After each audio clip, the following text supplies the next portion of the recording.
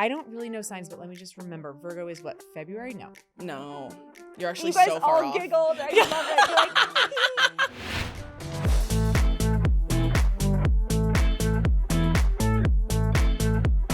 Hey everyone, and welcome back to another episode of the Comment Section Show, starring me, your fave, everybody knows me, who cares about me. On to the guests. Today we have the iconic, the legendary, the hilarious, the multifaceted and talented Darcy Carden. Woo!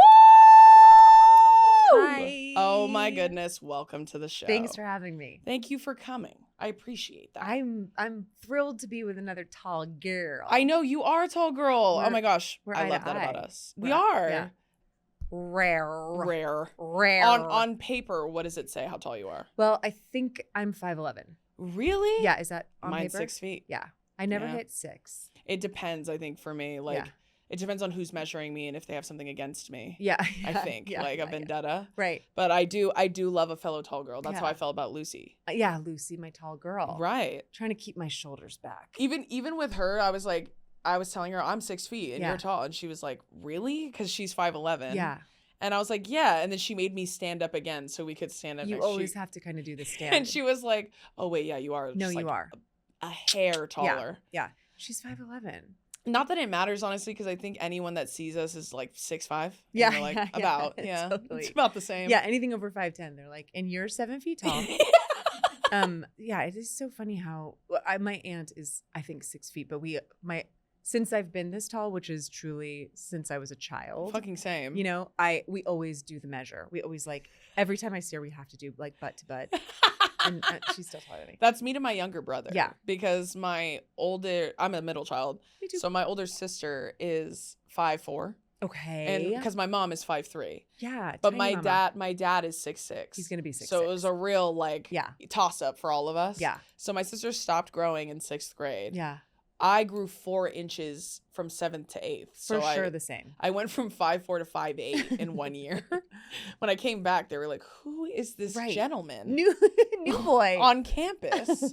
And so I was 5'8", and then when I went into high school, I was like, "That's enough slices. I don't want to grow anymore. Yeah. No more."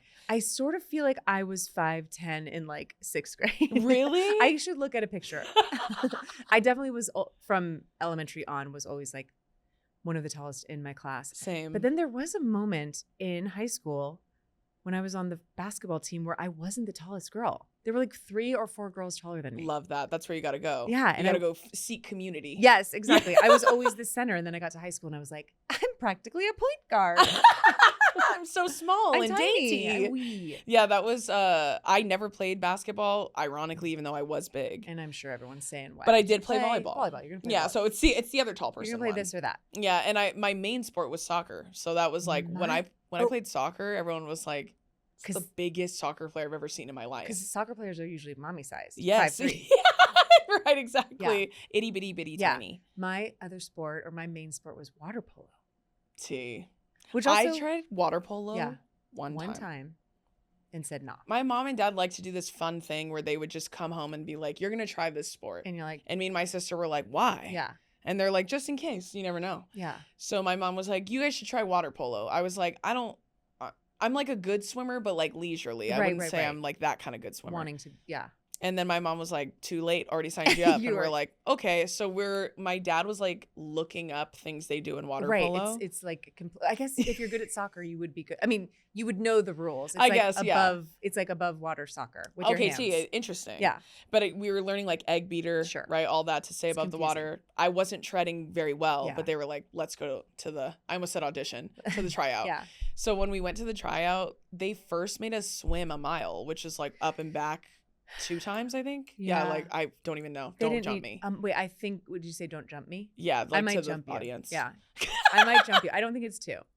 Well, maybe like in an Olympic size or something like that. Yeah, it was an Olympic okay, sized okay. pool. A mile? Yeah, that's why I was like, that's a lot of, okay. And again, like I couldn't do it. Yeah. Obviously, I had no training. No. So when I was swimming, at one point I just started walking because I was tall enough to reach. Great. And then they were like, no walking. And I was like, I'm not walking, even though my shoulders are out and I'm going. Yeah. And then like, my sister and I did so poorly on that part of the tryout that they sent us home. damn, I didn't even get to the water polo. short-sighted on their end because you could get better at swimming. That's what I'm saying. Yeah. They were probably like, yeah, you may go home. You were also like, I don't give a fuck. I know. I was like, oh, thank God. I don't want to do this. No, I actually went home and was really sick because I drank too much pool water. Mm-hmm. And then you're gulping it down. Yeah, my mom was like, "What? Was your mouth open the whole time?" I go, "I don't know, Maybe. probably. Yeah. I can't remember." Yeah. There's like a little learning curve there, especially because I was like, when we started, I had never played before. It's not like a sport that you just sort of like play as a kid the way you would with baseball or basketball or anything. Yeah. So yeah, learning how to do that. But that was, if I could go back in time to your little baby self, I would say it's just soccer above the water with your hands above the water. That would help me a lot. Yeah. I think swimming was hard. My team was really good.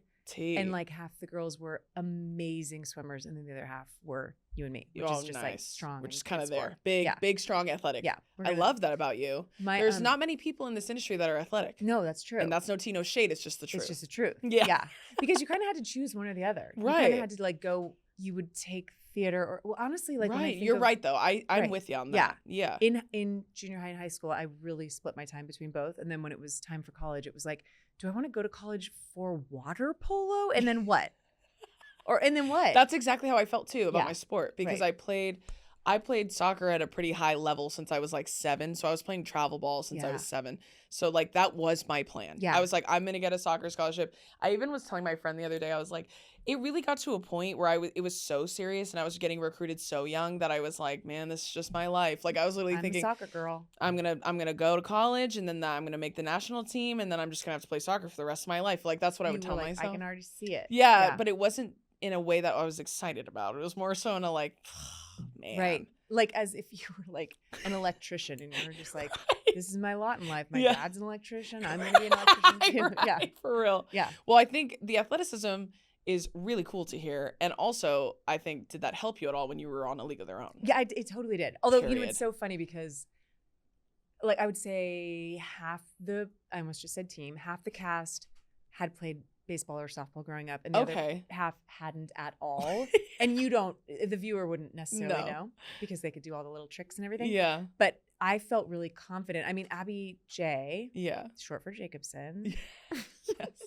And just in case for the listener at home. Yeah.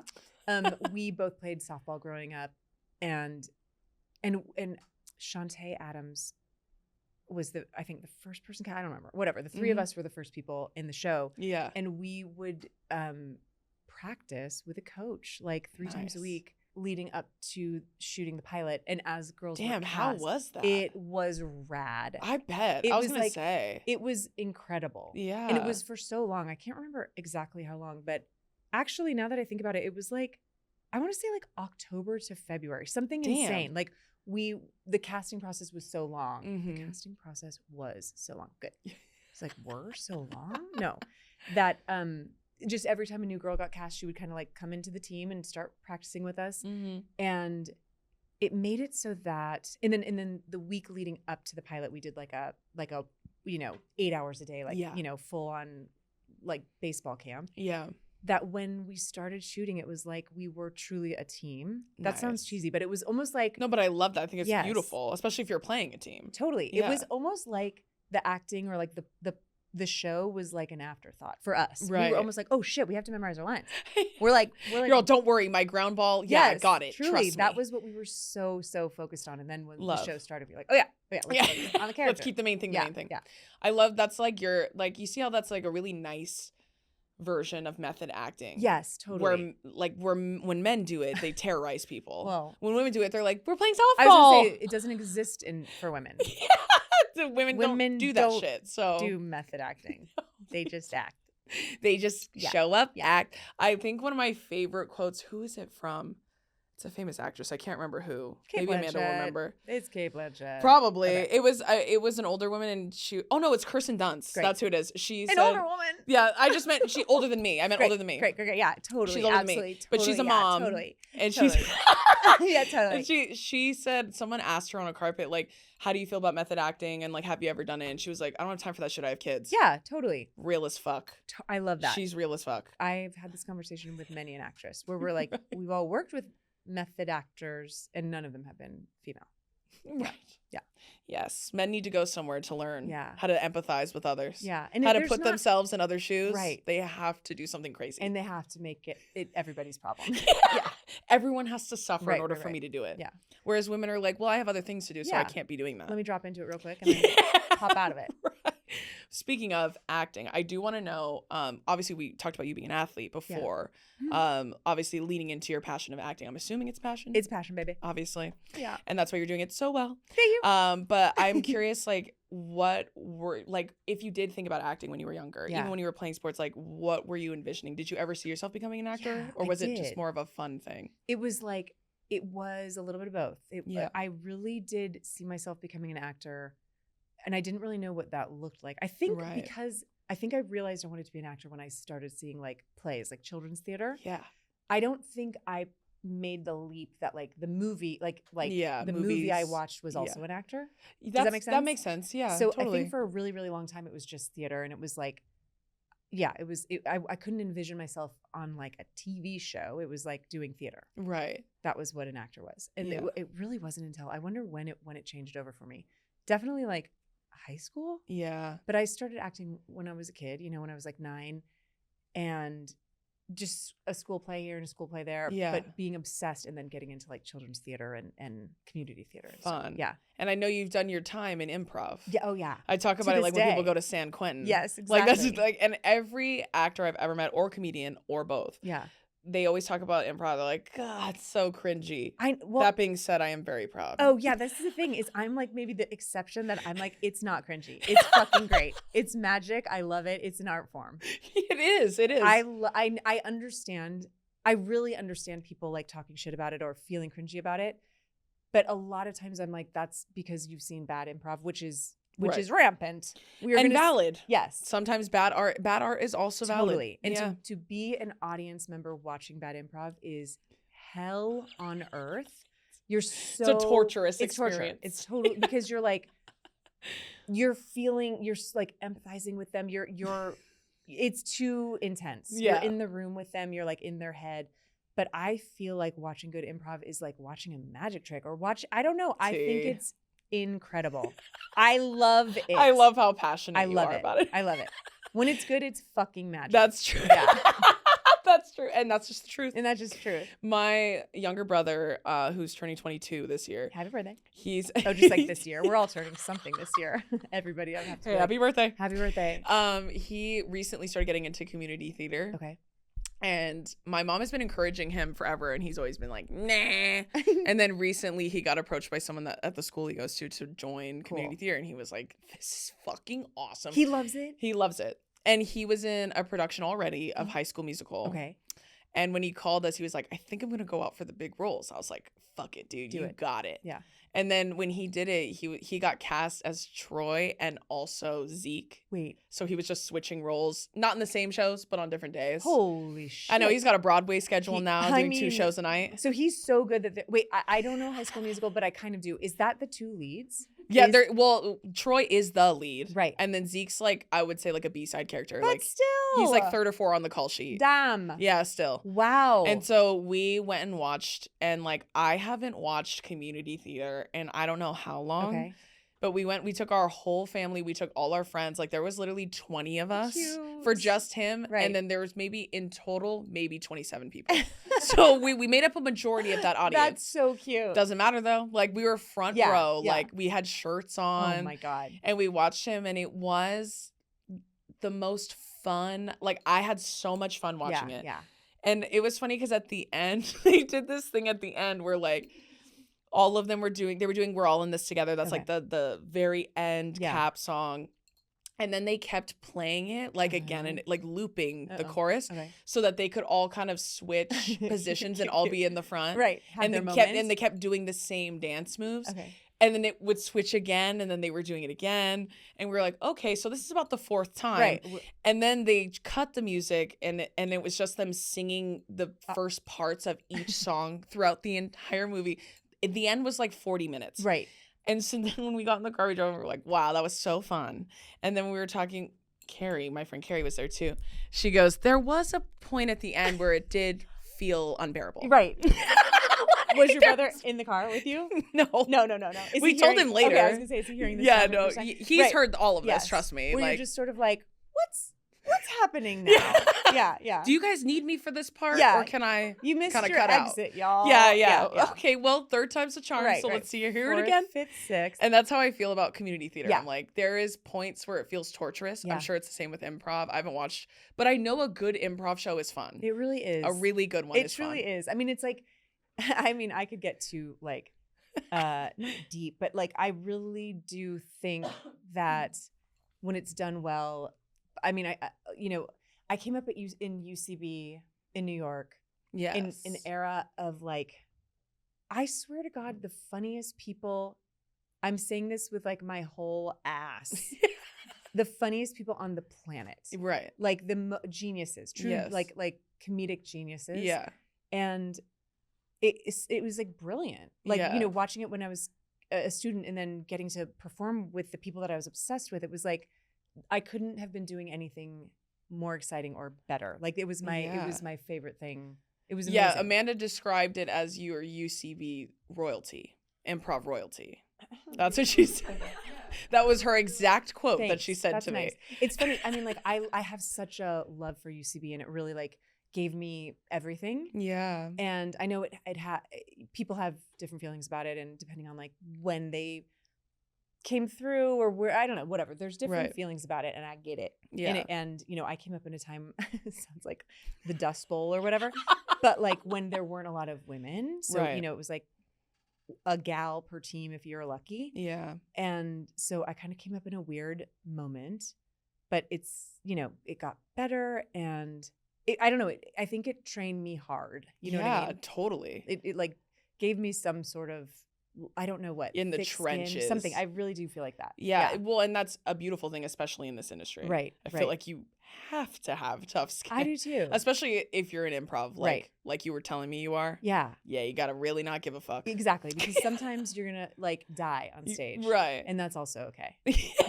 Like it's all part of the experience. Yeah, I've realized over the years that some of my like best moments, not for the audience, but for making me who I am, was like bombing, you know, and figuring out why and what that felt like and what I did wrong or whatever, or how I could handle it. Yeah, that makes a lot of sense. That's also similar to what I hear from my friends who are stand-ups. Same. Like they're like, a lot of times like bombing is part of it. Like you have to bomb in order to how to know not to. Right. And then it's like information. Yeah. Information download. Yeah. And sometimes you cry yourself to sleep. But it is like, you learn from it. And you're like, I love the art. I love the art. I love the art. That's why I'm doing it. I love the art, not for validation. Right. Yeah, really, really, really. So you said in college, that's kind of where you decided like, hey, I think I'm going to lean into what I love. Yeah. I think it was like in high school, the idea of, do I want to go to a school for theater? Right. And therefore that's what my life will be, is kind of where I was at. Mm-hmm. Or do I want to like, do something more broad and maybe figure out a different path? Yeah. I was so dead set on theater. Like I even did like a report about it. Almost like the equivalent of like a thesis paper. Right. It was called like I don't remember. Something as a junior, like whatever the fuck. Some big paper that you had to write about like your future and do some research. And that's when I was like, I want to go to school for theater. This is what I want to do with my life. I don't see anything else. I really don't see anything else. That's tea. It's like lucky and also delusional. Right. It has to be. Right? Yeah. You have to be a little bit delusional. I've told people that. Yes. And it makes a lot of sense for this especially. Yeah. It's funny because I think of myself as like grounded and level-headed. Yeah. And that is not that. This is not that. You're so me. Wait, what's your sign? Cap. Oh, interesting. I'm Say a happy Virgo. birthday to me. Yeah. Oh, happy birthday. This year. Yeah. It passed already, but that's happy right, birthday. but it'll come back. That's right. That's The right. count. Well, this year's starting today. Yes, that's true. Anyway, Yeah. sorry. Yeah. And you said Virgo? Yes, I'm a Wait, Virgo. I don't really know signs, but let me just remember. Virgo is what? February? No. No. You're actually You guys so far all off. giggled. I love it. You're like, Virgo. November? Closer, September. September. Yeah, Whoa, okay. closer. Okay. Yeah, I think You're September 17th. you're so close. Okay. September 18th. Oh, I couldn't be Oh my closer. God, you were so close. You I couldn't practically be had closer. it. I That's practically like had it. literally that's how women react. They're like, oh my God, how'd you know that? You're not even right. I'm not even right. But I'm right. But you're Okay, right. the 18th. Cool. Are you a January cap? January 4th. Yeah. Yeah. Okay. I know. I've met quite a few Capricorns in this industry. Yeah. That align with me greatly on that. Interesting. Because I feel the same way. I was very grounded and level-headed and realistic in my head me and too. about my future, but I knew I wanted to be in entertainment. Yeah. I just personally I don't think at the time I thought that theater was an option. Like Right. at the time I was like, well, that's not for me because nobody looks like me on the TV, but like maybe if I went another route. Yeah. So that's why I picked sports. Like I did sports journalism. Yeah. And because I was like, well, then I'll get on camera. TV, totally. And then maybe I'll do like personality stuff. Right. And like I did love sports. I grew up playing sports. So I figured like, oh, this like makes sense. Yeah. But it was the same thing where I was kind of like, well, I have to think about the future. Yeah. Which right. no one was really doing when I was in high school. Right. So I was like, I have to focus. A particular type of brain does Yeah, that. I think so. Yeah. That's interesting. And then did sports journalism. Right. Which led you on camera. Yes. And then ish. But yeah. And then that got you, like, basically you were like, I like being on camera. I like yes. Yeah. Yes. I definitely learned how to talk on Yeah. camera and I learned how to like not feel weird totally. talking to a camera. What a skill. Yeah, so like, and I learned how to edit, write, Yeah. that kind of thing, Yeah. light, mic, all that kind of stuff, because Yeah. it was like all underneath the journalism Right. cap. Damn. So then I learned all those skills. I learned like Premiere Pro. I learned like everything, Photoshop, all that stuff. And then graduated, couldn't get a job, too hard. Yeah. Eventually got hired by the NFL. She said fired. And well, then I did get Okay, fired. sure. Yeah. So that's why I was jumping the gun. So I did eventually get fired by the NFL. Hired yes. and fired. Yes. Fuck. Yeah, that was like a couple. I would say I graduated from college in 2017. I got fired in 2020. Oh, damn. Like literally 2, maybe 3 weeks before the COVID. Heartbreaking. Yeah, it was awful. Yeah. And like because like I said, I was very realistic about career Yeah. path. I was like so adamant about sticking to what I committed Yeah. to and not changing. I was like, I'm not changing subjects. I'm not changing Yeah. majors. I'm sticking on this. Focus. Yeah, and I was like, this is gonna work out for me. That's and it did until it didn't. And then they Yeah. changed subjects on you. Right. Damn. They said, please leave and never come back. Yeah. I said, okay. Okay. Bye. Okay. Are you Okay, sure? Okay. If you well, insist. okay, but if I leave, I'm not coming back. And they said, yep, that's what we said. Yes, that's what we asked Yeah. for. Yes. So then, but that, of course, one of those things where it's like, and that led you To posting dipshit videos on TikTok, it's like honestly. you couldn't have gotten here without that. Right. But So all works. Yeah. All rejection is misdirection. It is. Or redirection. Right. Sorry, not misdirection. Yeah. That's not an inspiring quote. Rejection is Redirection. Misdirection absolutely Yeah. works. I wouldn't have even batted an eye. Right. Yeah. They both kind of work. Yeah. Yeah, so then I started posting videos on TikTok, but that was only because like my fiance I was feeling very lost and like I Yeah. didn't know what I was gonna do, and I was like, I'd never been fired before, Yeah. so I was like, what am I supposed to do? And then the world shut down, Totally. and everybody was at home. So like you felt double lost. yeah, Yeah. like I felt super turned around. Right. Like I felt so lost that I did 75 hard, and that's how you know something's fucked Wait, up. you did what? 75 hard. Have you ever What's heard of that that? challenge? No. Don't ever look it up. Don't look it up. Okay. Don't look it up. Is it about drinking? No, it's one of those like self-help things that you Is do it when you're about at your drinking? very lowest. Yes, okay, It's the let them theory before that. Oh, gotcha. Yeah, so it's kind of like Caleb, my friend Caleb has I love Caleb. likened it, right? He's likened it to The Artist's Way. Yeah. That book. Yeah. It's the same thing. Okay. So it's like when you're doing that, it's like, let me check in on you a little Right. bit more. Are you all right? Yeah. You sure? I have another, not theory, but I'll just say theory about you, which is that you probably had never been fired from anything before. Like you are not the person who gets fired. You're the person who leaves. Yes. I would think about you. Yes, always. Yeah. I think that you're probably the person that's like, I want to do this thing. And people are like, yay, you can do it. Yeah. And you're like, okay. And then, so something like a firing. I mean, yeah. yeah. It A firing really- for like an overachiever, well-liked person can really rock your ass, You said it, It just like sister. turns your world upside down. Yeah, absolutely. It was one of those, and I think it's because like what I think at the time, especially, I really took a lot of confidence and stock in was my accomplishments. Right. And how accomplished I was at such a young age.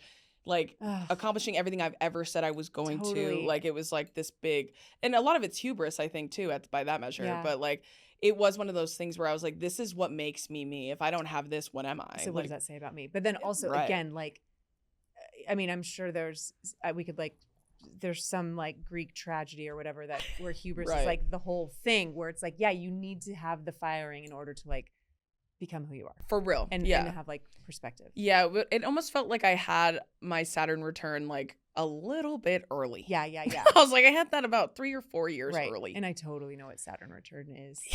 You should. I know. I'm like, is that a SZA song? You work with enough lesbians that you should. Saturn return. Okay, yeah. And astrology, you got to brush up on both. I do. I totally do. It's Saturn return typically happens, I believe, someone will jump me or correct me if I'm wrong, but it's around 27, 28. That's like a normally just when like you a big change. Something you have what feels like the worst year of your life. Interesting. Just you cannot get up. Like the universe will not let you get up. Totally. Everything horrible happens. Damn. So in 2020, that's when I got fired. COVID happened. I got COVID. I almost broke up with my man. It was like the worst year ever in the history of time. Yeah. So I felt like I got mine a little bit early. Yeah, you did. I did. Get it out of the way. Did you have a really life-changing moment like that in your 20s? Did I have a life-changing moment? I think my 20s I spent in New York. Mm-hmm. It was like the best of times and the worst of times. Like it was so fun, but I was like so poor. Yeah. And just struggling actor ass life. Like just it was a mix of things because things were going well at UCB, although not immediately. Yeah. You know, auditioning and not getting it or whatever. Right. But then kind of like redirecting my goals to be fully UCB encompassing, which, you know, I moved to New York to like be on Broadway and to be an actor. And then all of a sudden my like vision got very narrow to just UCB. So I had like ups and downs in there, but I don't know what my Saturn return was, if anything. Maybe that's a good thing. Well, or maybe the whole experience of trying to make it as an actor was your Saturn return. My 20s. Your whole 20s. Yeah. I've joked about that with people now because I turned 30 last year. Yeah, me too. So like in my nope, she laughed. You were making it. I was. Yeah. You're no same. Yeah. Just kind of but when I turned 30, I felt more myself. I feel like my 30s are the fucking best years ever. Yeah. Also, now that I'm 30, I'm like resetting. So I'm like, I'm 30. Yeah, totally. To everyone who's older, I'm like, well, I just turned 30. Yeah. Whereas when I was 29, I felt like I was hanging on. Yeah, 29 is weird. Yeah, it was a very strange age. I joked often that I was like, I wish I could jump from 28 to 30. Yes. I don't need 29. That's fucking stupid ass age. I don't need that shit. You know what's funny is I felt like that, and you said fiance earlier. I felt like that about fiance, the word fiance. I was like, I wish I could go from like boyfriend to husband. Fiance felt like I was like always embarrassed to say it. You know? That's how I felt saying boyfriend for the longest time too. But I think it's because I was with my man before we got engaged for 7 years. Yeah. Which, like, if you tell anyone under 22 that, they're like, oh my God, that's 1,000 years. Right. But I was like, it's a good thing you don't get married right away. A reason. Yeah. When I'm 23. 7 years is a great amount of time, or whatever it was. Yeah, it was 7 before we got engaged. Yeah, so we got engaged our 7th year. Now, next year will be 10 years. Cool.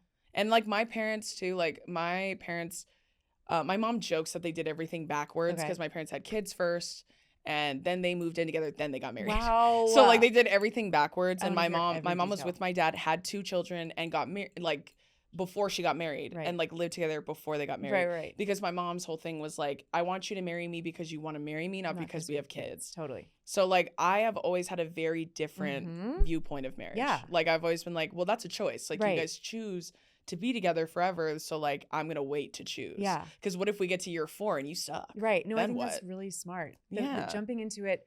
I know it's like you know when you know and all that stuff, but just the like living together, right, and being in each other's lives, and also, you know, 7 years, 10 years, you see like a change. You know, people change. Yes, and exactly. if it's like, are we changing together? Are we changing apart? Yes, exactly. I would vote for 7 to 10 years. That's what I'm saying. Yeah. Well, it's also like you said, if you know, you know. Well, if you know, what's the rush? Well, that's the other thing. That's like, how we were. My husband and I were. We were sort of like, well, we're going to be together forever, but we don't need to get married. And then that was sort of the thing that made us want to get married. Right. Is that we were both like, well, we don't really believe in marriage, so let's just do it. You're literally so me. Really? Like I was exactly the same way. Yeah. I didn't feel averse to marriage at all. It just didn't feel like something I was gunning for. Same. It felt very like, well, yeah, I mean, if it makes sense, yeah. Yeah. And then honestly, after I got that out of the way, I was like, well, I could see for sure I want to marry you. Yeah. And even like with him, like when we first started dating, he had said before, like, I don't think I ever want to get married and I don't want kids. Yeah. And then when he started dating me, he was like, well, I definitely want to get married. I'm still kind of unsure about the kids. Right. But now like we don't want children. Yeah. And we decided that in 2020, if you can believe, once again, one of the worst years of my life. But that was like another thing that we went through. Yeah. But that was when we decided. And then at that point, even less so, time means nothing. Totally. At that point. Like, because if you're thinking about biological clock, that's one thing. But again, like, you don't need to get married. Yeah. You don't need to. I have like this sort of specific memory of us walking. We were like on a long walk in New York. We'd like seen a movie and we were taking a long walk home. Mm-hmm. And it was sort of like an admittance, I may be making that word up, of like, well, I don't really believe in it. Like, I don't think, I almost like, I think it's like bullshit. Yeah. We're like signing a paper and like shaking hands and saying Right. like forever. You're right. And we sort of like said that to each other. Like, do you like, that's how I feel. I know I shouldn't feel like that, but that's how I feel. And he was like, I feel the same way. And truly it was like, that was the thing that. Well, I guess this is my guy. Isn't that funny? Yeah. No, you're so real though. Cause that was one of those things too. We had this issue with kids too. Well, issue is a strong word for it, but we both had this fear, I guess, where it's like, I think I know how I feel now that it's gotten this serious. Yeah.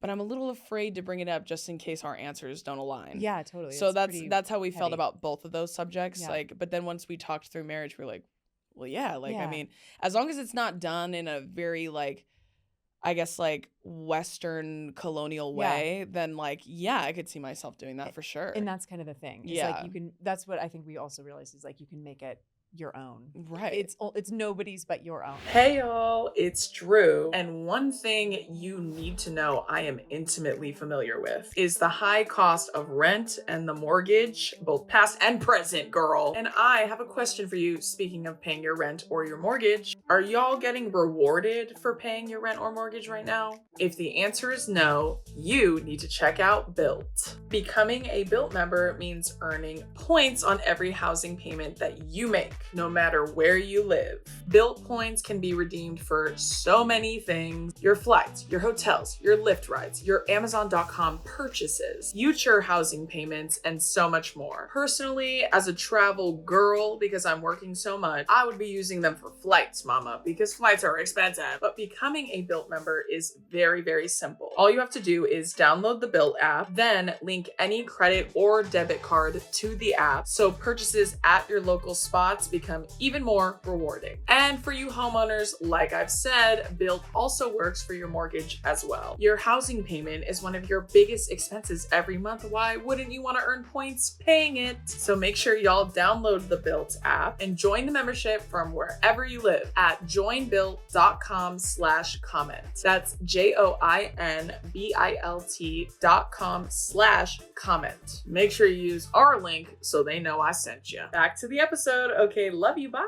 When I had posted about getting engaged, like, you would think after all the years I've been like fucking up men and them like just saying like, your fucking boyfriend's so unlucky, blah, blah, blah. I'm like, okay, no, for sure. Yeah. When I got engaged, because they were like, he's never going to marry you. I got engaged. All of a sudden it turned into something else entirely, which is like, oh, that's a shut up ring. Yeah. And I was like, you don't give those. Yeah. Well, they don't look like this. Yeah. Ryan did. As soon as I walked in, I was like, I was like, I don't think shut up and rings. also, you would know that. He's not, I mean, I've never met him, but I just, even knowing you in this little moment, like, that's not who you would be with. No, absolutely not. And I also think like, I'm like, you're not even, well, this I guess speaks to the misogyny of it all at large, but it's like, you're not even factoring my choice. Yeah. Haven't gotten married because, go ahead, ask me why. Yeah. I didn't want to get married. Exactly. That's why. You're not waiting for something. Yeah, I was like, I did not want to get married. Yeah. And he has told me, whenever you're ready, you let me know. Yeah. And then the 7th year, I didn't know, and we didn't talk about it. But in my head, I was like, I feel like this is the year. Huh. And that was just like, because my book had come out, like my career's never been better at the time. It's even better now. And like, we were like so settled and ready. So it just kind of, it's like we both knew. Yeah. And then he just kind of did it. And he was like, I can't wait anymore. I think I need to marry you. Yeah. And I was like, period. That's how you said it? You're like, period. Yeah, I said period. No, I was honestly a blubbering mess. And Yeah. it was like, honestly, really annoying. A lot of people were like, did you guys record it? And I was like, no. Yeah. And when he had set it up, because I was so surprised, when he had set it up at the place we were at, like, no one was there, which is what I preferred. I wanted to be alone, to be insane, however I felt after. But they were like, do you have video? And even at the hotel, they were like, oh, we can have someone take pictures and video or whatever. And he was like, she would hate that, so no. Yeah.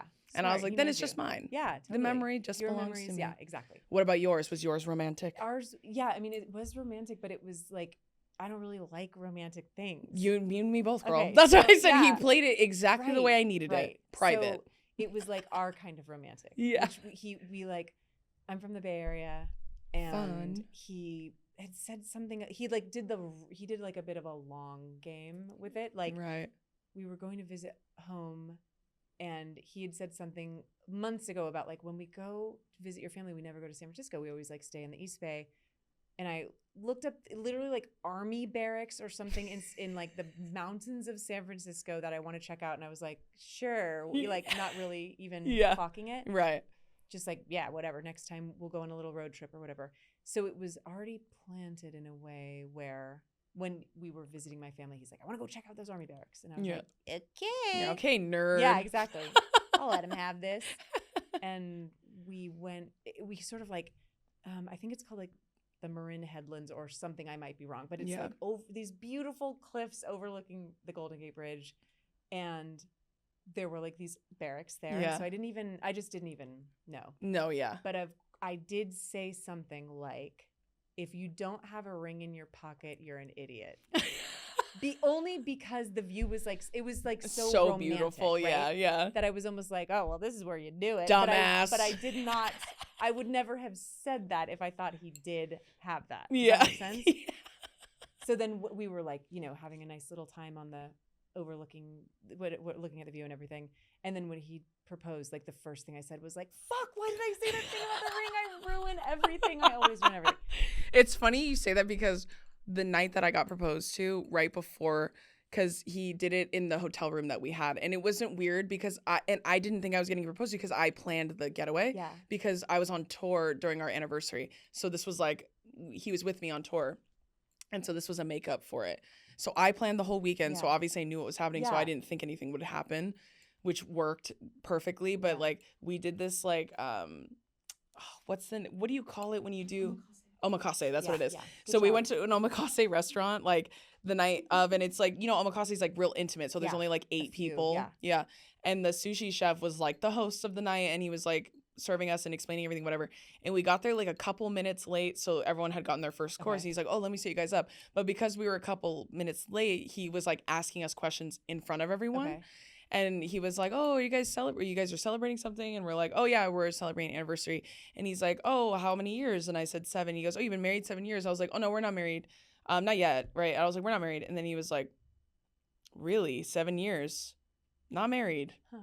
And I think he was like trying to be funny. And I was like, oh, sushi chef has jokes. Totally. Oh, sushi chef's working a tight 5. Totally. Love that. Get back to the omakase. Exactly. Thanks. Slice my fish. Yeah, I was like, let's keep the main thing. Yeah. And I was like, and then he was like, oh, well, like making a razzing kind of joke. And I was like, nah. I love this. Yeah. And then he like moved on. And I remember like he moved on. And then to my man, I went, fuck that guy. Right. I was like, we'll get married when we're ready. Yeah, exactly. And at one point too, I was like, I think his phone flashlight was on, like accidentally. And I was like, oh, I think there's like a light like in your bag. And he goes, what? Like, that's what he said. He was like, what? Right. And I was like, oh, there's a light. I think your iPhone light is on. And he was like, oh, yes. And I remember that happening and thinking, what the hell's your problem? What is wrong with you? Right. And then I realized that after he proposed to me, the ring box, he had a huge light in it. Oh my God. So he said like sometimes if it cracked even a little, the light would be on. And I thought it was beaming out of my bag. And I was literally gonna be like, you saw it.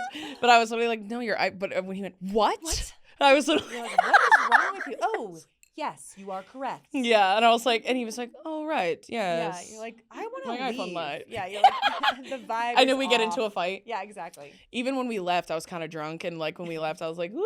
And then he was like, do you want to go for a walk? It was like 10 p.m. Yeah. And we were on the coast on like in a beach town. So it was like pitch black outside.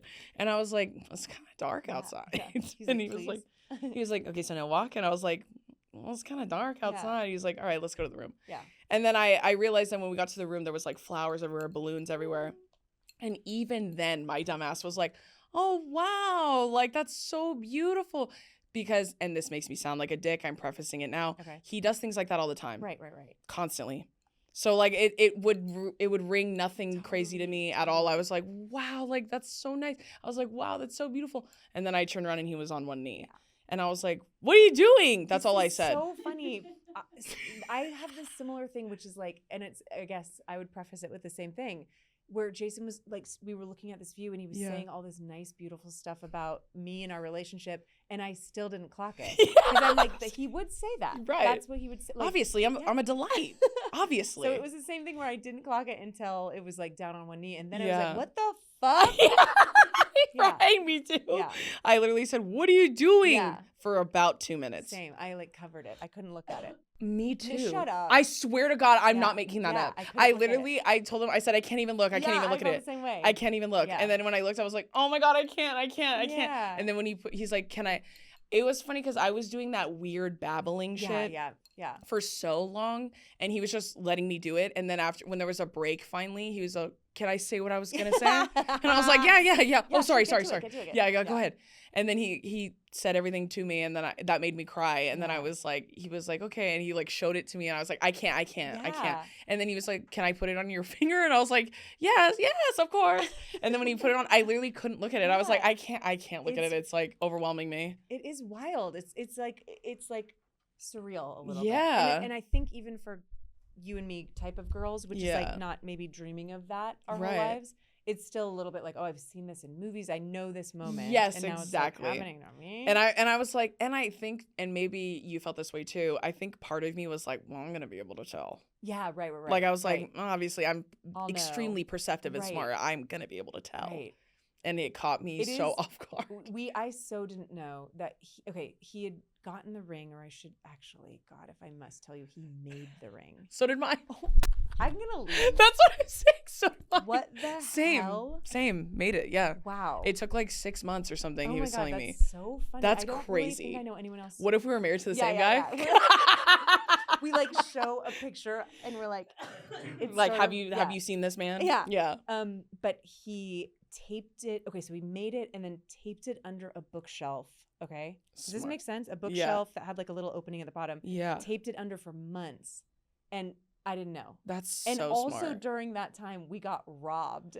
Oh my We lived on like the 5th floor of a Hell's Kitchen apartment, and someone came in from the roof. Oh while we my were out, God. Came in through the window, robbed us blind, which is nothing because we were so poor. There was like nothing worth taking. They were like, man, this house sucks. yeah, other than like a diamond ring taped under, which they didn't know about. Thank God. I know. That is so funny. Yeah, he made the ring too for us. Like he built it from scratch with a jeweler that his family has worked with before. And he was like, yeah, I was going to like months of appointments. And he like, I was so confused because he had told me how long it took. And I was like, and he told me he went to my parents' house, which is even crazier because like I know my parents have a ring. I'm like attached to it. So I was like, what? Like he just planned it all so that I was gone completely every single time and he could do all of it and tell my parents and everything like that. So it was like truly like he got my ass. Totally. It's like a shocking thing when you're like real partners with someone where you're like, I know you, I trust you. Right. We don't lie to each other. Right. To be like, oh, you lied to me. Yeah. Oh, so you can lie. Oh, okay. First lie. Interesting. Yeah. And it's funny because right before, I think the week before he proposed to me, we were talking about, I forget what we were talking about, but I saw like, do you know trois mois rings? It's like 2 rings. It's basically like two diamonds or like 2 different shaped things, and they basically fuse them together so they sit like side by side. Trois mois, right. And I only know that because I was like, have you ever heard of this kind of ring design? This is crazy. And then he was like, no, I've never heard of that. I was like, oh, it looks really pretty. I didn't say for me. I never looked up rings. I didn't even know shapes, nothing. Especially at the time. So I just said it in passing. And then he was like, for the last, actually it was like a few weeks before, he's like, for the last like 2-3 weeks, I have been staring at this ring thinking you're gonna hate it. I was like, oh my God. Because I brought up a trois mois, and he's like, I texted the jeweler and they were like, it's gonna take another 3 months. And I was like, no, I want to propose now. And he's like, so if you hate it, like I can change it. And I was like, I don't hate it, and I would be the dumbest bitch alive if I did. Yeah, totally. I would be the craziest person alive. Oh my God. But that's crazy. We have 2 thoughtful men. I love that for funny, us. Like for 2 girls that don't give a shit about weddings or rings, we're talking about it an awful lot. Well, now I've earned the right. Yeah. Nothing's going to make me care quite like getting a beautiful one. I know. You know what I mean? I know. But we will circle back to you and your illustrious career, because that's more important. All right. But I want to talk about your new show. Okay. 5-Star Weekend. Yes, The 5-Star the Weekend, 5-Star I will Weekend. say. And so will I. And I would love to know what you are really excited about for this show. Like, what are you excited for people to gain or watch or consume? Okay, I'm going to anything tell and you everything. who's in it. Yes, The please do. I cast- have a cast. Okay, I'll even tell you. You tell me. Because I know it so You well. know. Yeah. So it's starring Jennifer Garner. Yes. And she is her character has just suffered a devastating loss. Her Mhm. husband died, Mhm. and it's in the trailer. I didn't like spoil anything. Not a spoiler. Right. And she invites a friend from her best friend from each era of her life. So Okay, her T. childhood best friend is Chloe Sevigny. Her college best friend is Regina Hall. I'm like her sort of mom era best friend, and then her new best friend is Gemma Chan. T. And she's having us all to her like Nantucket summer house for a girls' weekend, Mm-hmm. and shit gets wild. And shit gets wild. You know, like, I mean, if you think about the reality of what that would be like Right. inviting your sort of 4 best friends from different eras of your life that maybe don't know each other or maybe have preconceived notions of each other or met Right. at like a random wedding or whatever. Yeah, like the most random. It might not be place. a great vibe, you Yeah. know? Like it might be really Right. uncomfortable. And so there's, you know, where the whole show takes place over the course of like a sort of 3-4 day weekend. And T. and I just fell in love with those women. Like Yeah. these are like 4 unbelievably accomplished, amazing actresses that I'm like obsessed with and have been Right. obsessed with. Right. And then to get to like spend the whole, you know, last summer with them shooting this, and we shot mostly in LA, but we spent a month in Nantucket shooting. I mean, it was Tea. just too good. Yeah. And I was the last one cast, so I had heard about the project already. It was one of those ones How where I was cool. like, can't wait to watch this. Yeah. You know? Oh my gosh, me? I know. That's so cool. It really, you know, I think, let's see, 5 actresses Right. in a show, 5 like lead actresses in a show could get like a little hairy. Mm-hmm. One bad egg would like really spoil the For real, yeah. dozen. I don't know what the saying is. Yeah. But this was like the chemistry was like absolutely perfect. It just That's was so like nice. nobody had worked together before. Nobody really Yeah. knew each other. We just bonded quickly, and like something happened. We just like became, I don't know, we like got deep and open really fast, and it was like incredible. It was incredible. Only women can do that. I know. I'm telling you. I would come home and like sit on the bed telling Jason, my Yeah. husband, about the day. I like a Yeah. and then I'm like, I'm in love with these women. Yeah. I am obsessed with them. I guess what I'm trying to say is I'm in love. Yeah, I'm in love. I'm in And I love. don't care who knows Yeah, it. yeah, it was really great. That's so incredible. And like, did you obviously you said you love these actresses, Yeah. and obviously they're extremely well decorated and Yeah. accomplished. Like, Yeah. did you find yourself like learning anything from them, teaching did. anything to them? Like, how was that? Yeah, it was like, was the mostly- environment collaborative like Mostly that? me teaching them, yeah.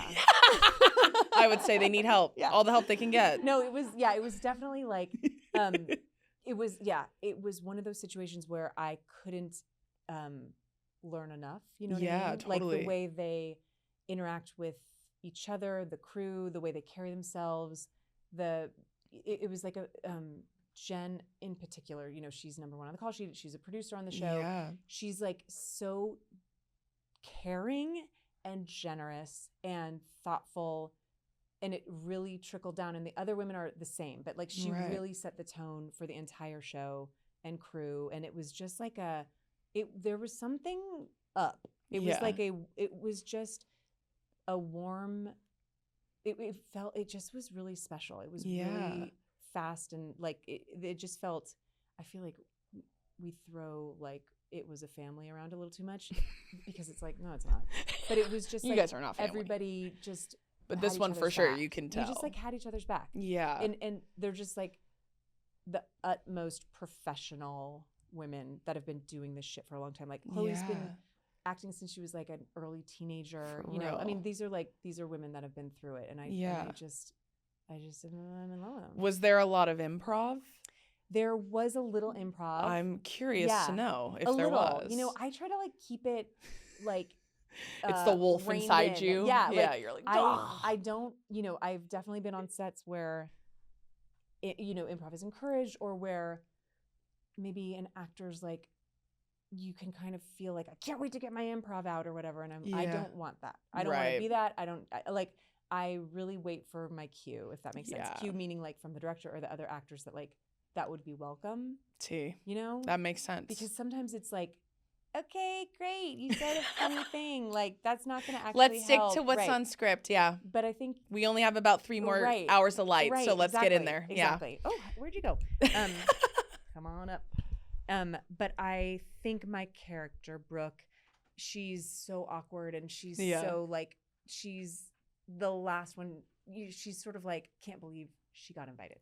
She can't believe her luck. That like she gets to be on this amazing weekend with these amazing women, and she's so not worthy.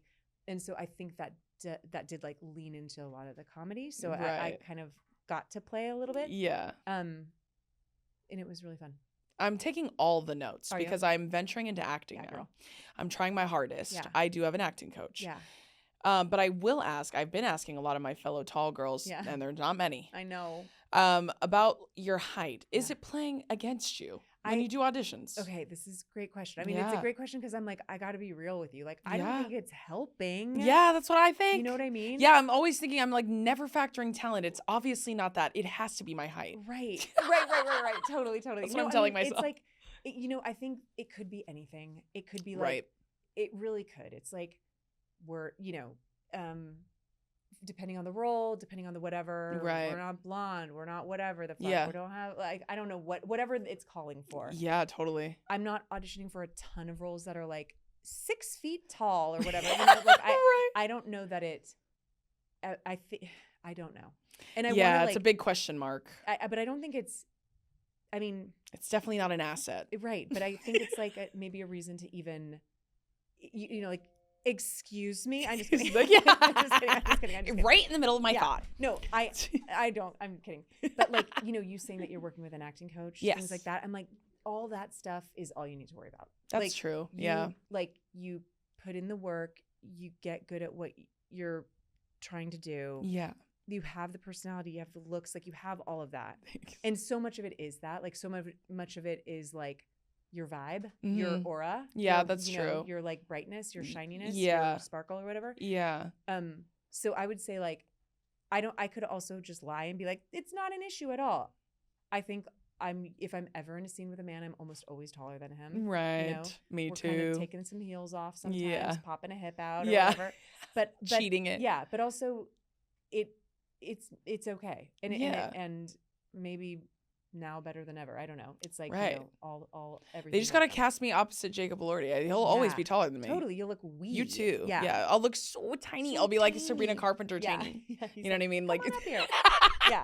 But I mean, you know, it's I feel like I've been lucky to work. I can't think of anyone that I've worked with that it's been an issue for. Like any man I've worked with where they're like upset or anything, you know. Like, that's good to know. Yeah, that's good to hear, because everybody, and you know this better than I do, I'm sure, everybody's itty bitty, tiny. Everybody is tiny as hell. Yeah, that's why every room I go into, I feel like an NBA player. I know.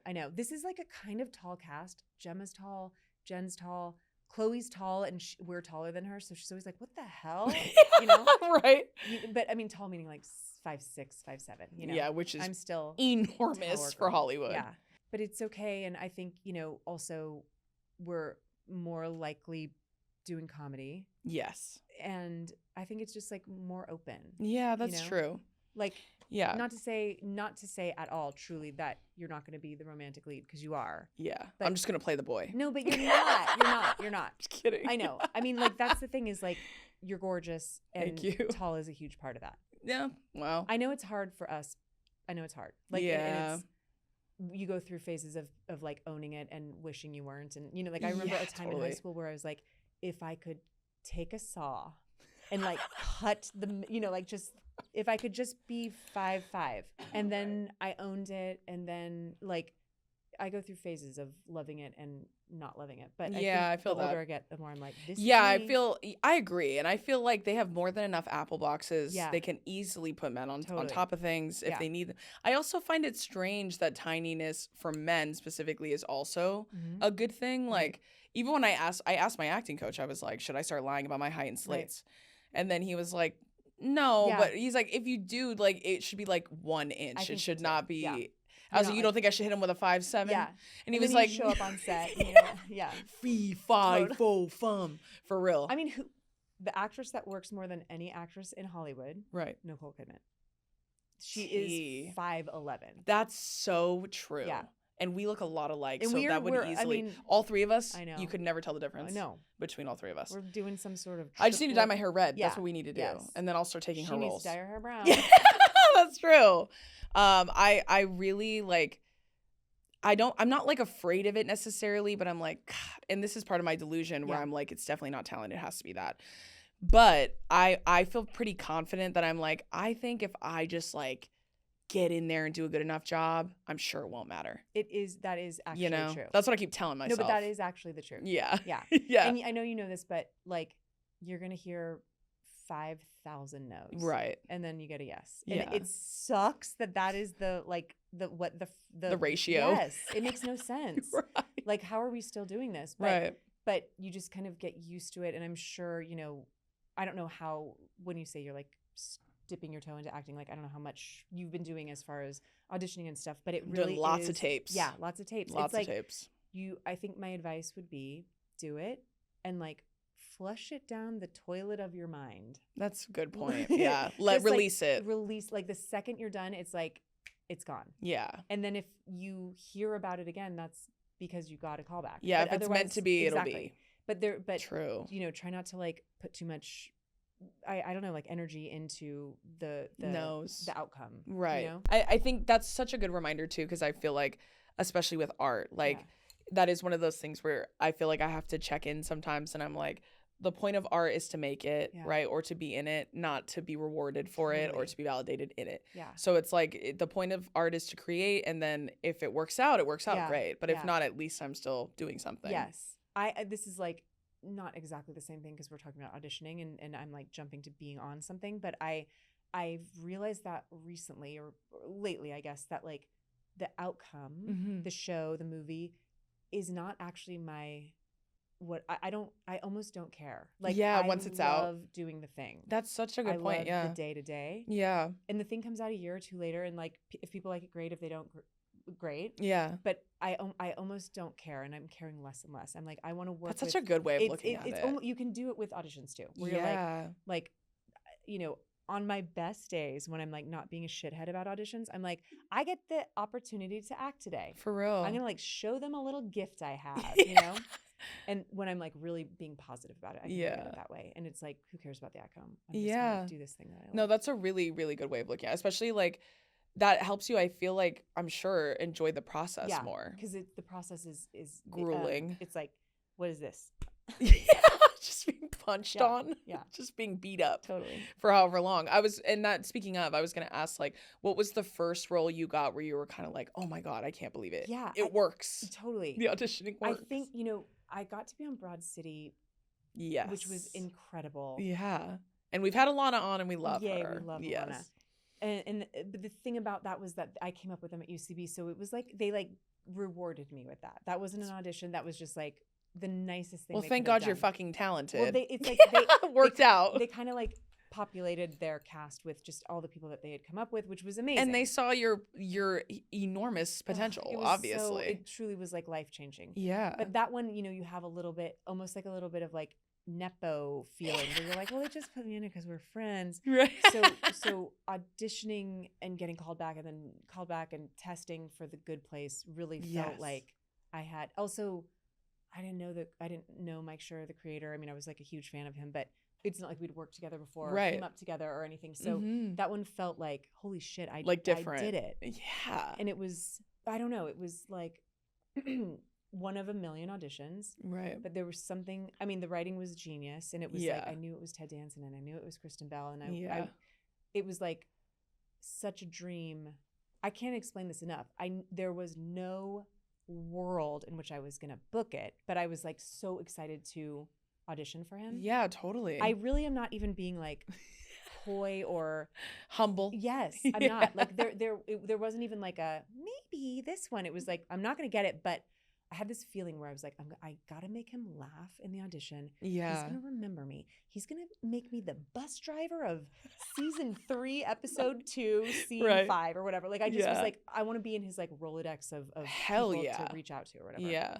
Anyway, but then it just like kept going well, and I would leave the auditions being like, well, wait. I'm low-key killing it. Right, like that couldn't have felt better. It's not gonna be me, but like great. That's what it feels. That's what like a good audition feels like. You're just like me. Am I? I do the same shit. Yeah. Yeah, like for a lot of things, I'm like, well, yeah. I guess we'll see. Yeah. But I'm also like what you were talking about making an impression. Yeah. That's been a lot of with a lot of shit I've done. I've been like, well, I just need to get in front of them. I really. And when I get in front of them, good luck trying not to love me. Which is why a self-tape is hell. Because you just want to get in the room. That's literally, I'm like, you guys need to, if you guys see me in person, then maybe, it is, it'll translate better. It is really an issue. And even like sometimes if I have like talks with like other actors like yourself, like who have been doing it for a while, or I interview someone on like carpets or something, or even have a general, they'll be like, are you acting? Like, and I go, yeah, do you know anyone? Yeah. I was like, I'm in a who want me face, so go ahead, let me know. Totally. You let me know when you need me. I know. But I'm taking notes from you. Okay. That's for sure. Well, I'm old, so I got things to say. But like, it's like a waiting game, and it's, you gotta love it and put in the time, and you're doing everything right. Thank you. Really. Thank you. And then just something clicks. Like it's out of your hands. You just have to do everything you can to put your best shit forward. Right. Which is what you're doing. Yeah. And then all it takes is somebody being like, yeah. That's true. And I think telling myself too that it's subjective and it's really just up to them, like what they're looking for, what they envisioned, that kind of thing. All of that is playing a huge role in it. That also kind of helped me too, thinking about it through that lens, because I'm like, well, then it's just not what they're looking for. Yeah. Not necessarily I suck. Totally. Right. And the other thing I want to say, just to like circle back to this, is don't get in your head about the height thing. Thank you. Because it's going to be the thing that gets you the thing. Yeah, that's a good point, because that has been like haunting me a little bit, especially when I have to do my slate. I know. Every time like, why do you gotta make me say it? Yeah, I was like, what do you need that shit for? Yeah, totally. Just bring me in. Yes. It's okay. Let me do it. The other person. Yeah.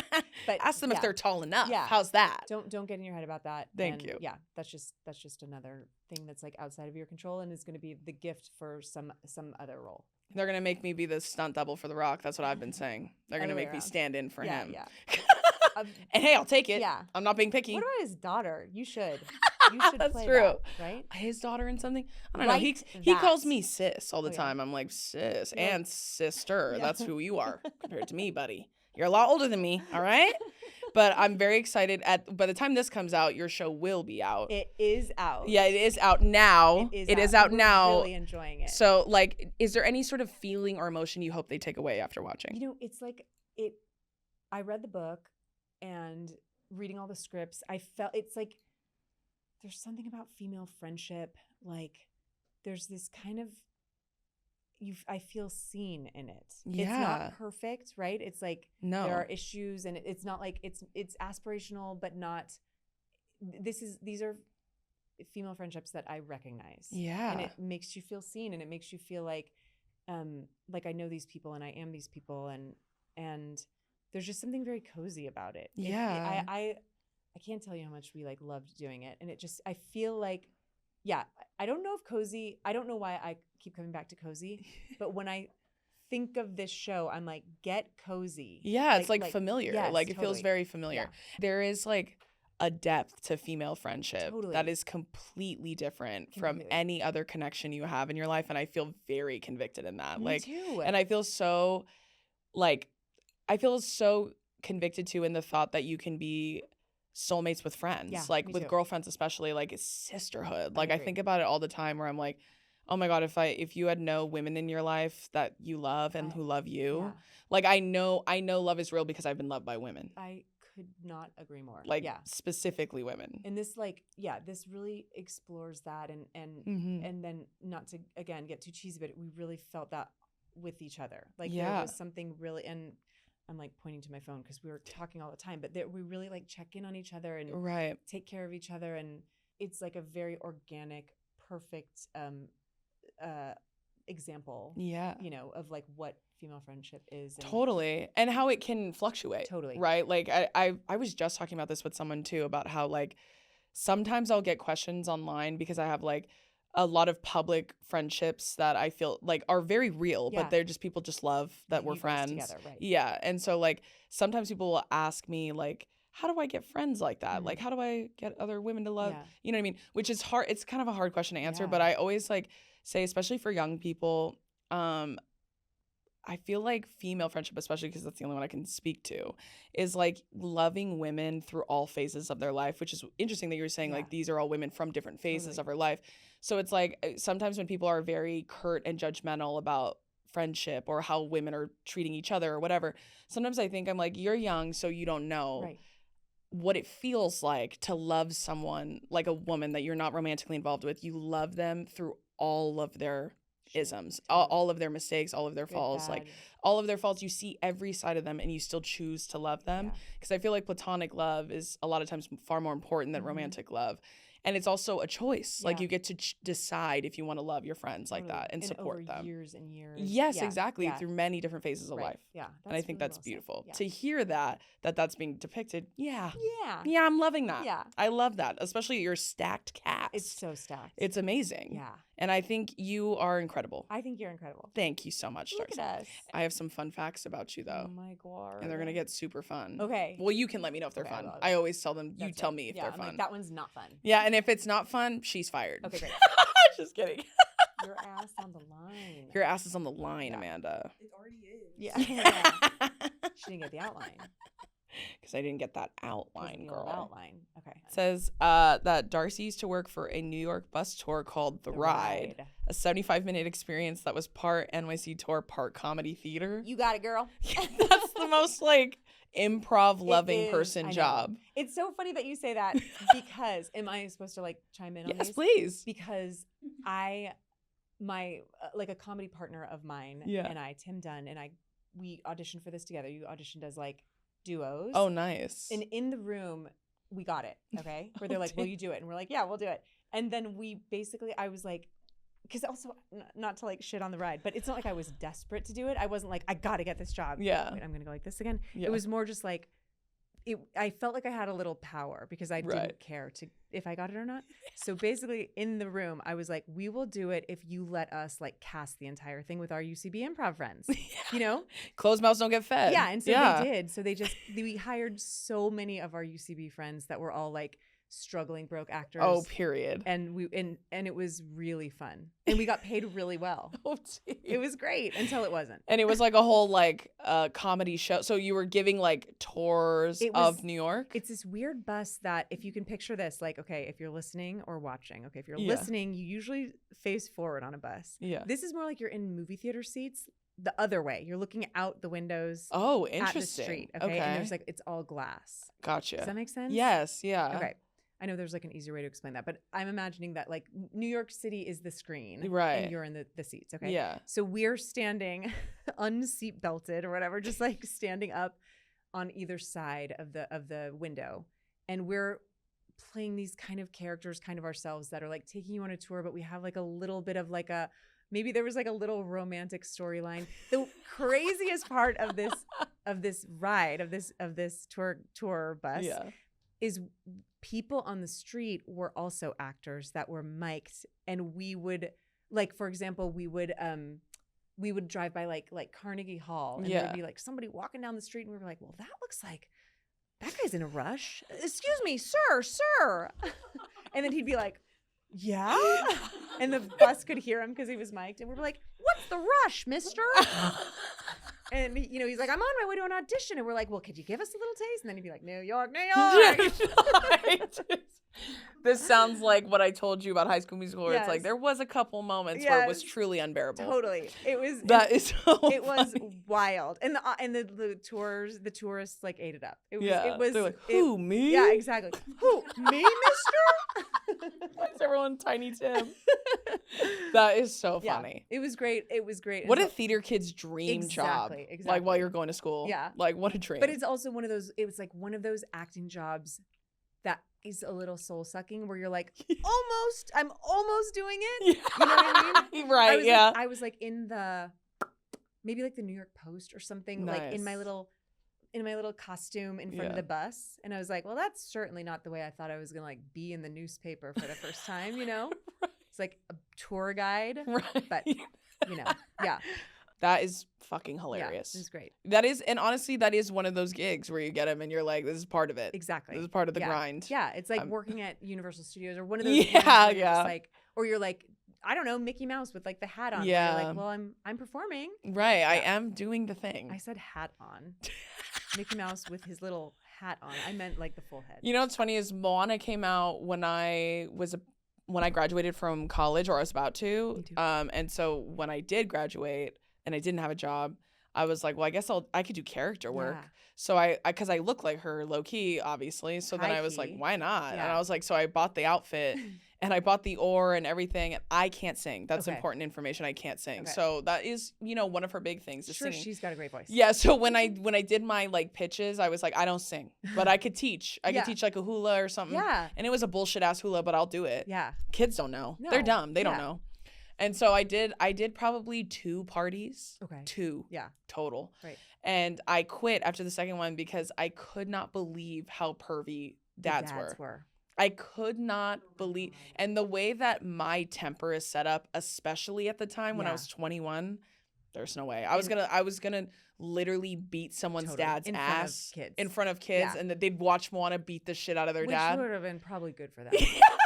Like these little good for rich everyone shits. involved. Yeah, Everybody would have benefited. That's so funny. So I did quit that after a while, but in the beginning though, I thought I did think it was really cool how kids loved me Yeah. and like they were so convinced it was me Yeah. like immediately. So that was kind of fucking with. I thought that was beautiful. Yeah.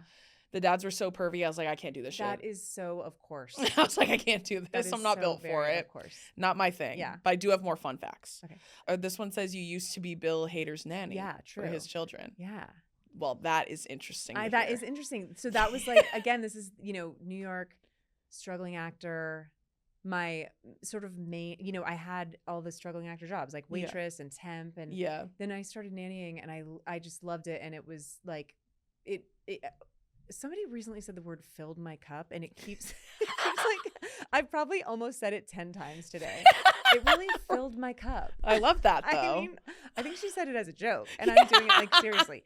But I just loved it. It was like a great way for me to make money. Yeah. And my move was like babysit for as many families as possible. If I babysit for like 15 families, then no one can count on me. No one can like rely, like I'm nobody's like live-in nanny. Yes, exactly. And I'm nobody. No, I can always audition. I could always say no. I could always bail last minute. Yeah. And then I started babysitting for Bill and Maggie, his wife at the time, and there was I just like fell in love with his daughter, his little baby. We just clicked like soulmate baby. In fact, this is so long ago. So she's a teenager now. We were texting yesterday. Oh my gosh, that's crazy. Yeah. So anyway, that was great, and they really took great care of me, and that's crazy. Yeah. What a crazy side gig. I know. You're just a fun fact about me. I Now know. that fact is fun. And I will say. like, I mean, I got to be on his show, Barry. Yeah. Which it just like he really took care of me. I really am so grateful for him. That's so amazing. Oh my gosh. That's Okay. fam. Well, now it says she met her now husband Jason when a mutual friend invited them both on a friend's trip to Disneyland. Ding ding ding. That's so tea. Do you love Disneyland? I don't know how to explain.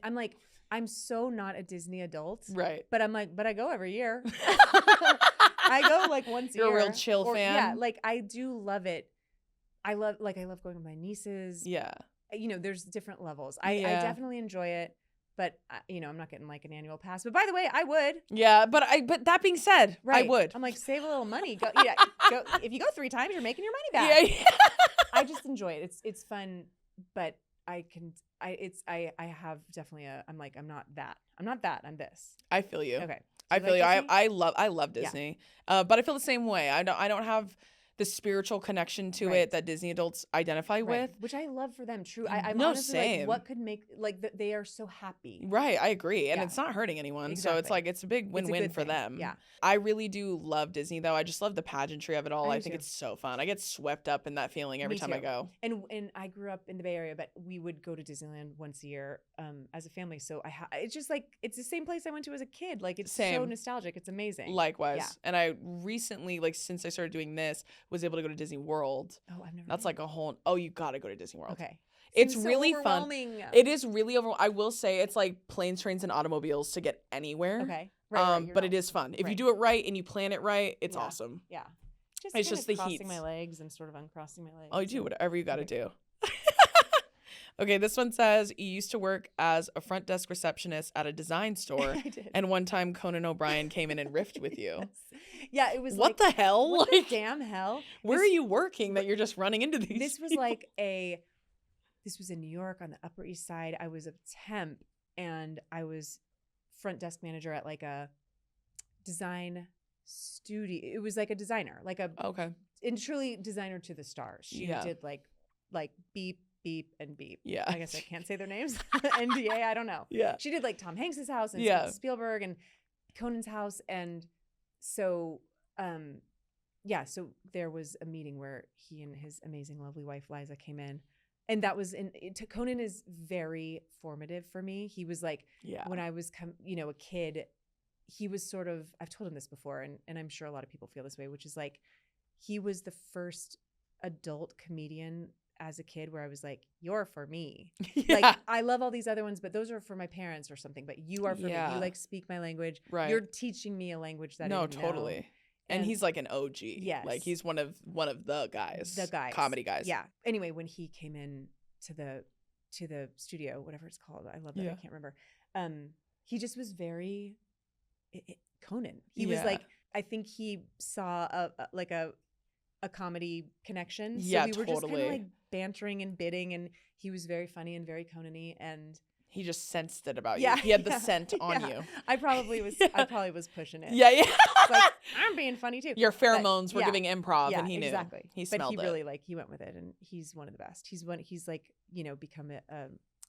become. Isn't it cool when you kind of like get to become friends with your heroes? Hell yeah. Yeah. That is so cool. And I'm discovering that now, like as I do this now and I venture into it now. What a thing. And it's even better when they rock. Totally. Like, because it is a bummer when you meet people and you're like, damn, that person sucks. That's a bummer. Yeah. But I joked about this with Lucy when she was on Lucy Dacus, obviously. Hi, Lucy.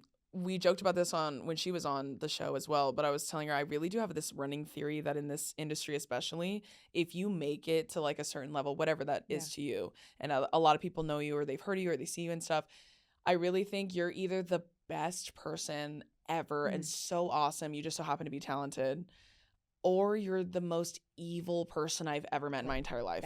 And that's how you made it, because you just don't care about anybody. I think you might be onto something. Past a certain point, it's like only the best or the worst survive. I definitely have had that before too. Everyone in the middle gets killed off. Yeah, you got there somehow. Yeah.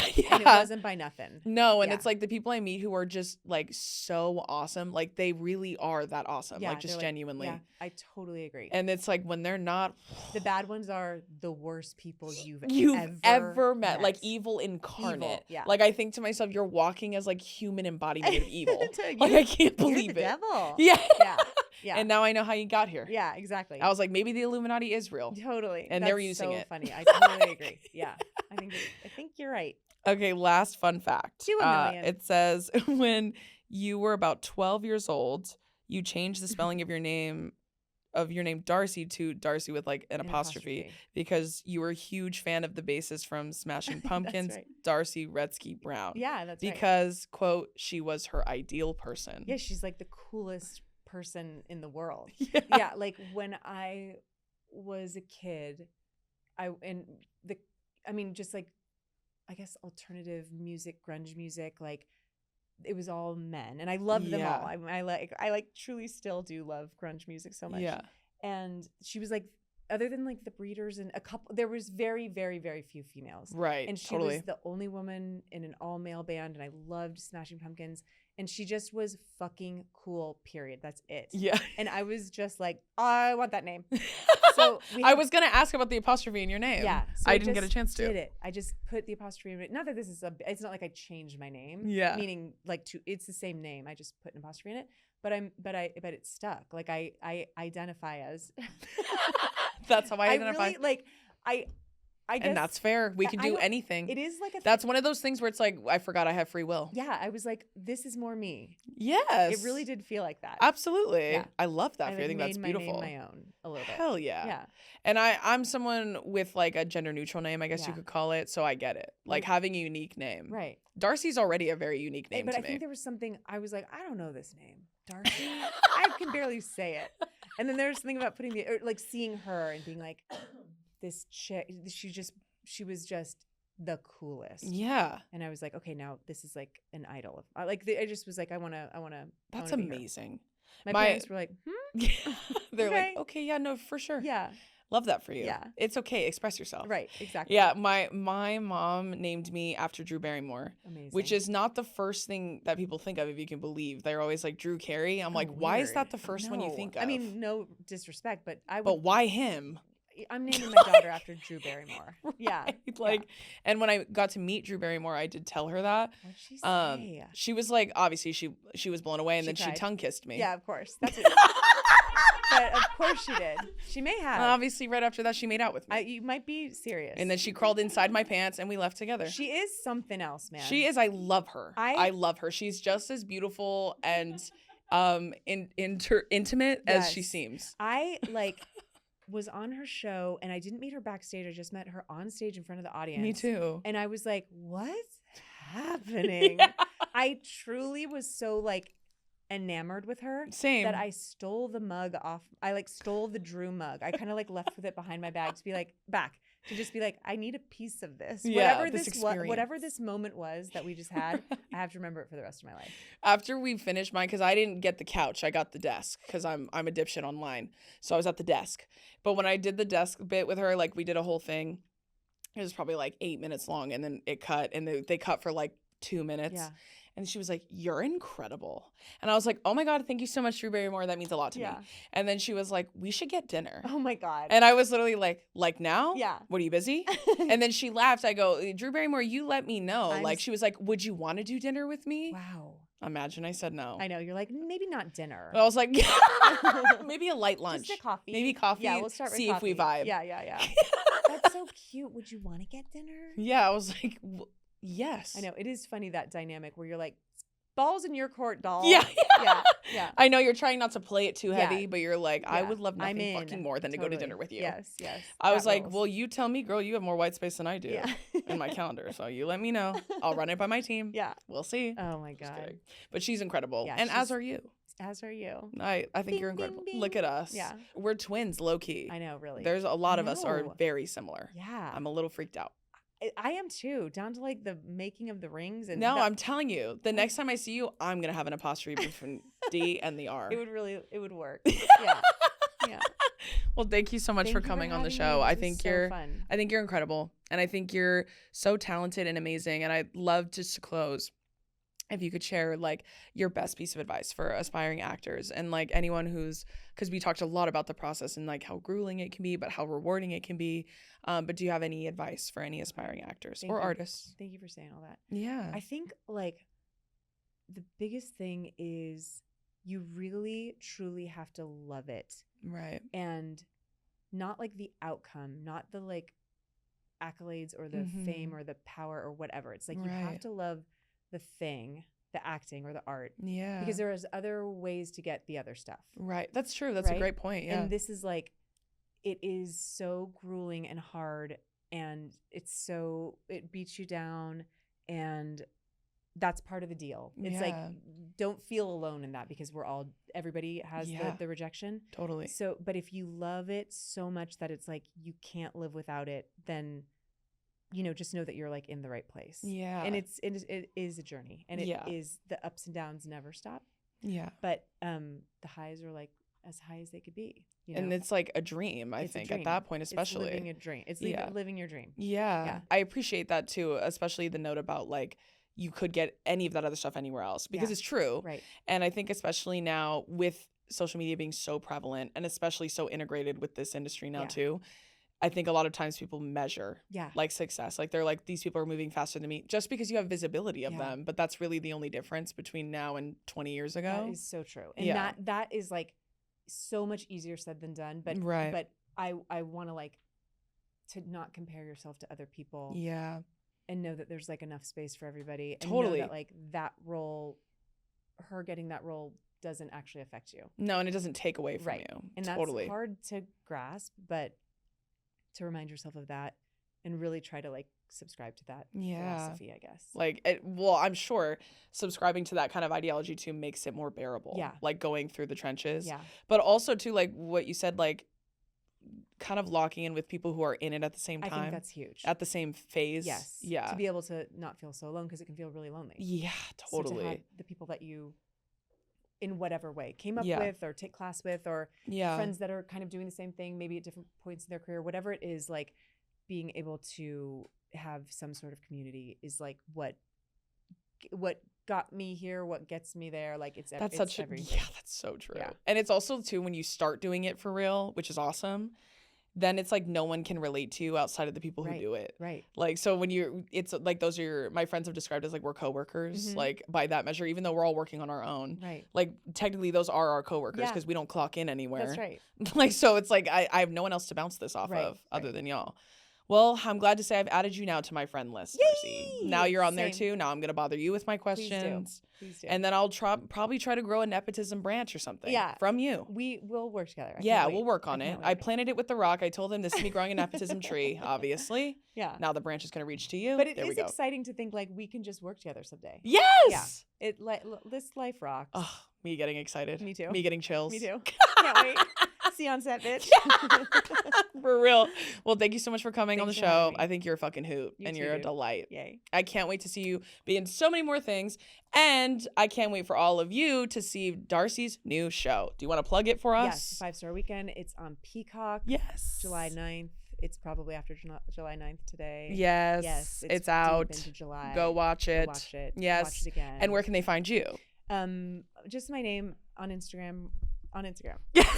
Just name. that. That's Darcy it. Carden. Nowhere else. Don't look anywhere else. Yeah. Perfect. Well, thank you all so much for tuning into this episode. Thank you so much to my amazing guest, Darcy Carden. Don't forget to check out her new show on Peacock. There we go. I almost said Pluto for some reason. Pluto. That's not even a streaming app. It might be. It's By the time That's this comes right. out. By the time this who knows? Yeah. Well, thank you all so much for tuning in. Don't forget, new episodes of the comment section drop every Wednesday. You can stream audio on all streaming platforms, but the video lives for free and exclusively on our favorite platform, YouTube. Thank you so much to Darcy Carden. Thank you so much to all of you, and I'll see you next week. Thank you, Bye.